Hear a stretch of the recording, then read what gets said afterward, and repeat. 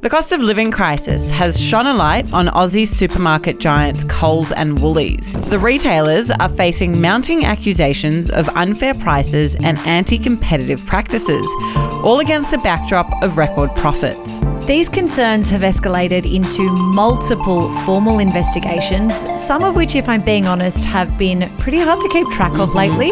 We're going to take you through exactly what the supermarkets have been accused of, what these inquiries are trying to achieve, and we'll discuss if any of it is actually going to lead to cheaper groceries.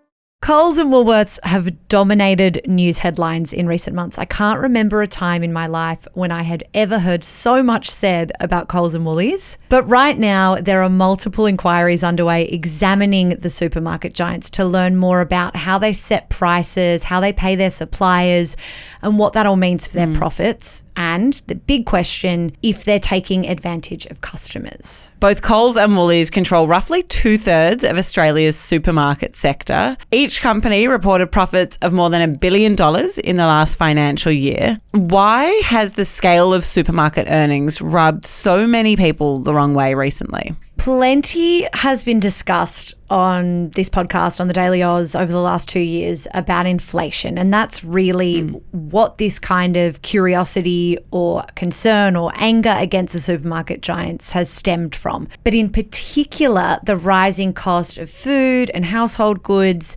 That's something that most Australians will have been impacted by. And that's why close attention has been paid to the practices at Coles and Woolies. I mean, I have started to drive between the Coles and the Woolies to see which one will be cheaper in That's terms effort. of sometimes even just between the two, there is a huge disparity. It's because the price of everything has just gone up so much that so much is unaffordable for a weekly shop. So according to the Australian Bureau of Statistics, the price of food and non-alcoholic beverages, so the goods that we buy from supermarkets, had risen by 4.5% in December 2023 compared to the same time in 2022.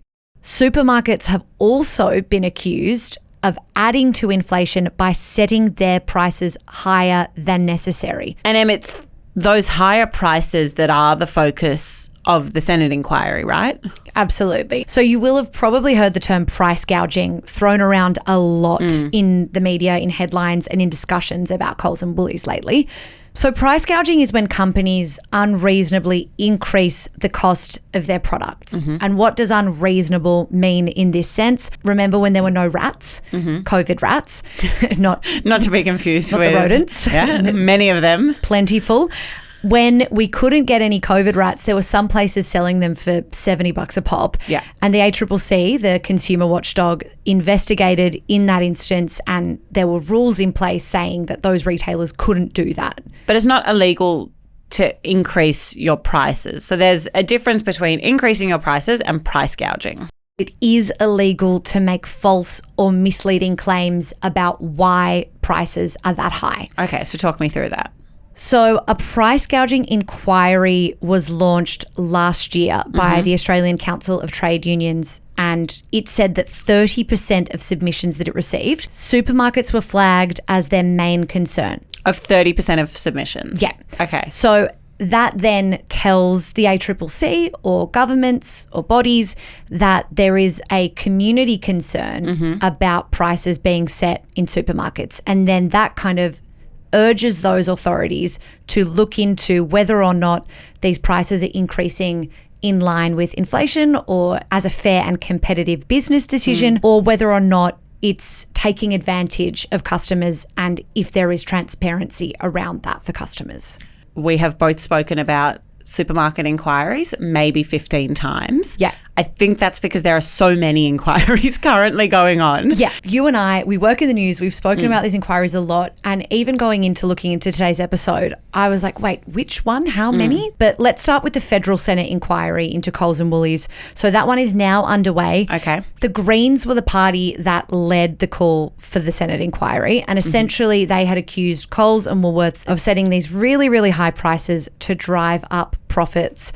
And that inquiry, led by federal senators, is examining a range of factors like the link between rising profits by supermarkets and the growing cost of essentials, and whether supermarkets are falsely advertising discounts for products. What do you mean falsely advertising discounts? If you think about when you go to the supermarket, and particularly in this cost of living crisis, myself, maybe others, might be really drawn to those big yellow tickets, things that appear to the consumer to be a bargain, a deal. The inquiry is looking into whether or not those products that are being pushed as discounted really are. The old 2 for $6, 1 for $3. Exactly. Or whether customers are kind of being duped into spending their money on those items specifically. Okay, so that's what the Senate inquiry is looking at. So what have we learnt so far about it? That inquiry has already held a couple of hearings, and farmers and growers have shared their experience with these hearings. The National Farmers Federation called these submissions to the inquiry horror stories about wholesale prices. A quick refresher on the supply chain. Farmers and growers grow the produce that we eat and drink. So the apples and bananas, the cows for dairy milk, the oats for oat milk, if that's what you're into. It's very inclusive of you, Emma. The soybeans for my bonsai. They're called primary producers because that's, the first step in the process. And primary producers sell their produce to supermarkets. They sell them for wholesale prices for large quantities in single transactions. Farmers and growers have told this Senate inquiry in recent weeks that the wholesale price of fruit and vegetables hasn't increased in 15 years.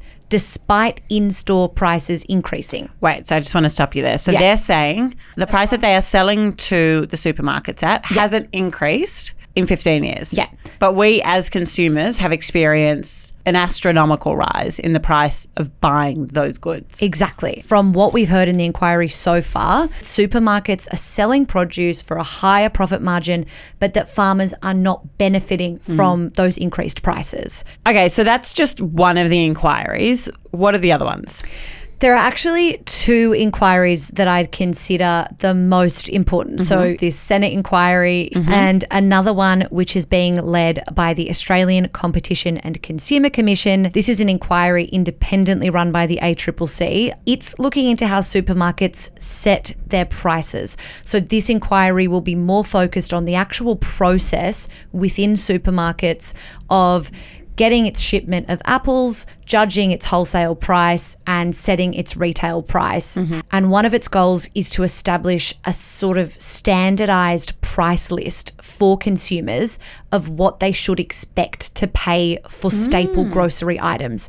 So that on the other side of this inquiry, we might be able to go on the ACCC website and compare what it says a carton of milk should cost versus what Coles and Woolies or your local grocer is charging for those items. Interesting.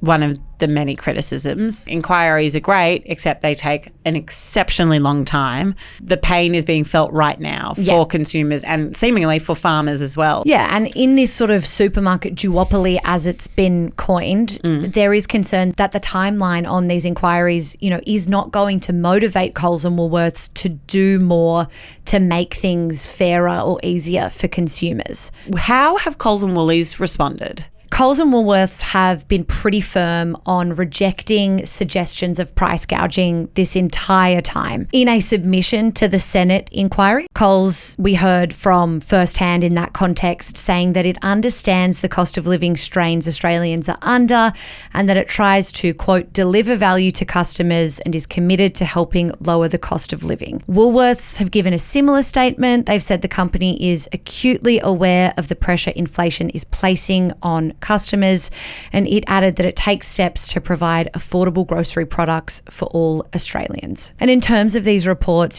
each, as you mentioned, is going to hand down a final report, a review. They will start coming in from, May right up until February next year.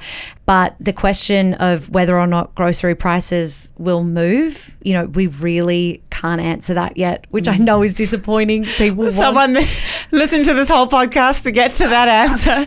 They're in the final dying minutes of it, and our answer is we don't know. I think that if anything, my prediction is we will see some tighter regulations, some stricter reforms that will come in and ultimately ultimately they will be targeted towards making the industry fairer for all players involved, whether that's wholesalers, retailers, or, us, the little guys.